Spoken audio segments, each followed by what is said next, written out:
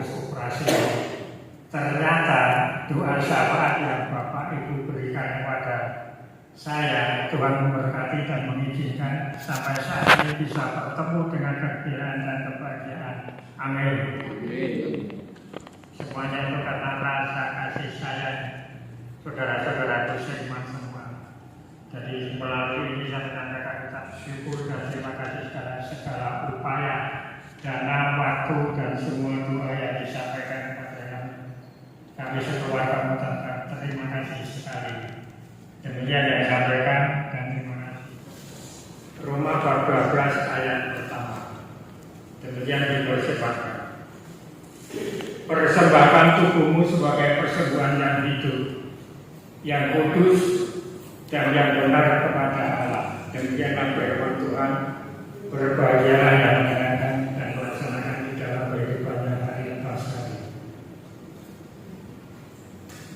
Tema pada kita mempelajari firman Tuhan pada pagi hari ini akan kami berikan apa yang benar kami persembahkan, apa yang benar dan kudus yang harus kami persembahkan. Saudara-saudaraku yang terkasih, minggu depan kita memasuki bulan Desember. Bulan Desember adalah bulan kebahagiaan bagi kita semuanya.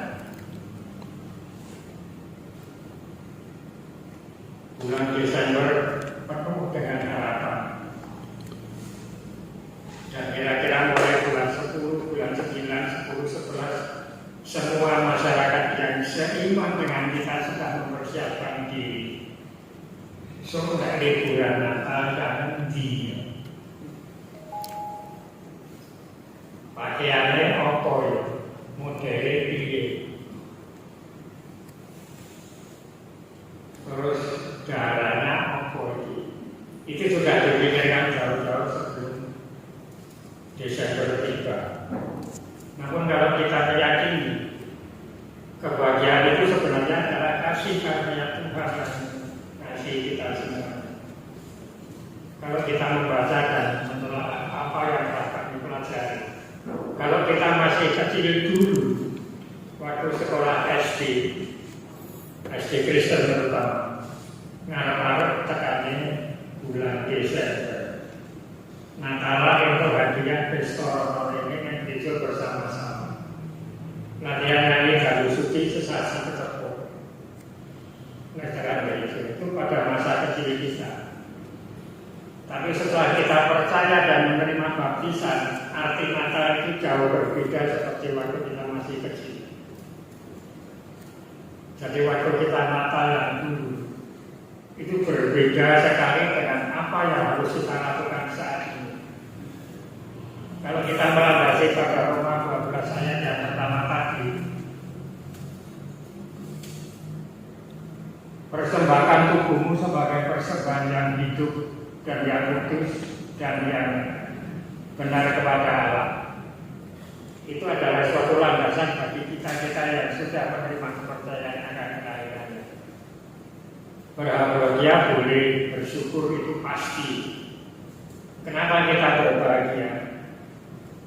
Karena awit Allah mestani marang jagat nganti ngutus putrane empat nanti supaya wong kang percaya ora nemoni kabisaan ning nemu urip langgeng. Yohanes 3 ayat 16. Demikian firman. Kita akan berbahagia. Tuhan mengutus anaknya yang tunggal sebagai penyelamat kita bagi yang percaya, supaya tidak mengalami kegelapan, tapi menjadi hidup yang kekal dan damai sejahtera. Itulah kasih karunia Tuhan yang harus kita terima pada saat ini. Dan pada kelahiran Natal, kelahiran Tuhan Yesus, itu sebetulnya ada dua pesan yang harus kita lakukan sebagai persembahan yang hidup untuk diri kita. Persembahan yang hidup itu harus kita laksanakan setelah kita semua menerima baptisan dan percaya akan karya penyelamatan Tuhan Yesus. Kalau kita membaca pada ayat-ayat yang harus kita lakukan pada saat ini itu sebetulnya juga kewajiban-kewajiban kita sebagai orang Kristen. Setelah kita menerima baptisan, itu ada hal tugas-tugas kita. Sebab waktu tugas dapat menjalankan baptisan itu kita menjawab, "Nggih, kanthi gumolomi mana?" Iya, bisa berempati. Maka tugas kita dalam orang Kristen itu 1 beribadah, 2 melayani, 3 bersaksi. Di dalam 3 hal ini mampukah kita bersama-sama untuk melaksanakannya? Beribadah setiap saat, baik itu di dalam komisi, baik itu ibadah raya, baik itu persekutuan, itu pasti. Kemudian pelayanan, segera bersenani, sak pepadani itu yang kita harus laksanakan. Ternyata di dalam komisi diakonia dan komisi pelayanan melakukan itu. Dan yang paling berat itu adalah yang ketiga, bersaksi. Terkadang-kadang kita sok malu atau takut bahwa kabar Injil di mana bersaksi itu bukan karena ucapan kita, tanda-tanda kita, surah bahwa kita pelayanan kita di masyarakat. Itu kita sebagai saksi bahwa kita melayani dengan sepenuh hati, itu adalah pelayanan secara rohani Kristen. Bukan ucapan kita, hanya tanda-tanda kita yang diberi kebenaran ini kita lakukan dengan surah bahwa kita. Saudara-saudara yang terkasih, memang berat tugas orang Kristen itu beribadah, melayani dan bersaksi. Kembali kita pada perayaan Natal, kenapa kita bergembira? 1, karena Tuhan telah menebus dosa kita yang kita lakukan. Gusti Musnyau punadutamu dosamu luwe aku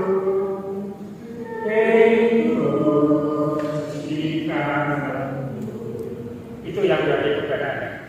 Tapi jangan terus gembira.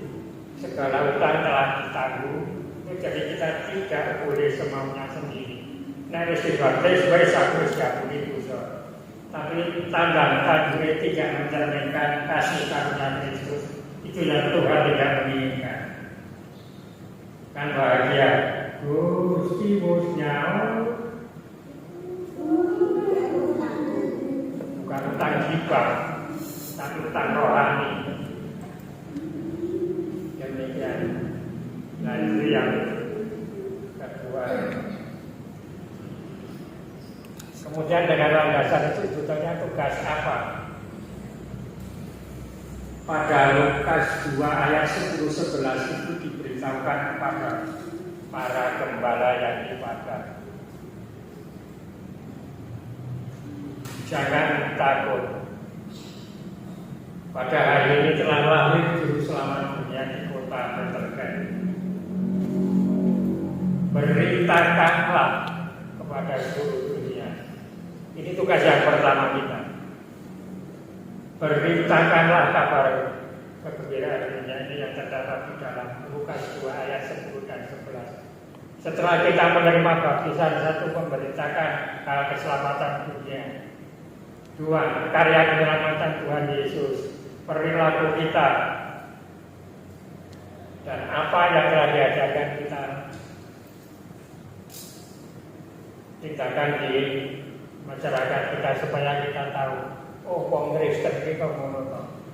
Semen nulung, seneng ndongake, seneng berbagi rasa. Apalagi di dalam beritakanlah. Jadi Natal itu bukan 25 Desember, saudaraku. Hari ini telah lahir bagimu. Jadi hari ini pun di sini lahir Natal. Saya kira kita percaya. Dengan kepercayaan itu Natal itu adalah lahir. Dan kita wajib sesuai dengan firman itu beritakanlah. Dalam perjalanan 30 tahun Tuhan Yesus di dalam pesannya yang terakhir di dalam Matius 28 ayat 18, 19 dan 20 itu berpesan kepada murid-muridnya pada waktu itu. Dan sekarang kita pun juga murid-murid Tuhan Yesus yang setia dan dikasihi. Jadikanlah semua bangsa muridku dan baptislah. Itu tugas buat kita. Jadikanlah semua bangsa muridku dan baptislah. Jadi dua tugas yang kita terima itu adalah mari kita bersama-sama di dalam mempersembahkan persembahan yang hidup dalam suasana Natal ini. Bukan baju baru, bukan piknik, bukan pesta pora, bukan kado ulang tahun yang indah, tapi perilaku sebagai perilaku gambaran kehidupan Kristus untuk masyarakat kita. Jadi dua tugas itu, yang pertama itu beritakanlah, kemudian yang kedua jadikanlah. Sepele cuma dua. Tuhan Yesus mengajar tidak lama.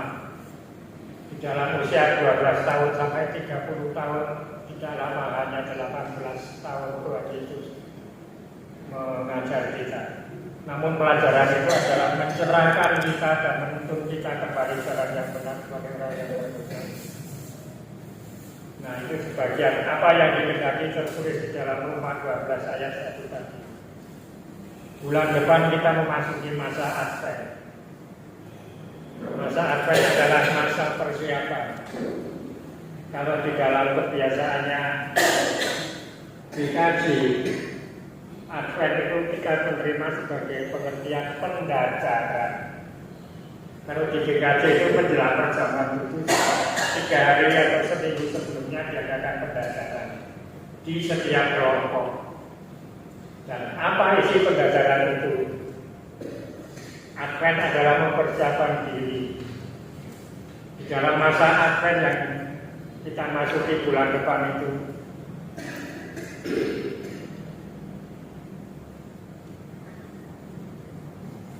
Advent adalah masa persiapan. Kita periksa mana yang baik dan mana yang kurang benar. Kita periksa kembali di dalam minggu-minggu pertama, minggu-minggu kedua, ketiga, keempat di dalam masa Advent tersebut. Kita lakukan pertobatan dan kita memperbaiki rohani kita agar menjadi rohani yang benar dan bertekad menjaga keutuhan rohani kita, sehingga kita layak untuk masuk di dalam suasana perayaan Natal sebagai generasi penerus dan karya penyelamatan Tuhan Yesus. Sebab Tuhan itu selalu memberikan kita semuanya hal yang penuh dengan berkat dan berkah. Maka kita juga wajib untuk melaksanakan ini. Dengan kehadiran Tuhan Yesus Kristus kita bergembira. Haleluya, Yesus Kristus ngrawuhi manungsa, padang kamulyanipun kamulyaning dunya. Wali boleh padang kamulyanipun kamulyaning dunya.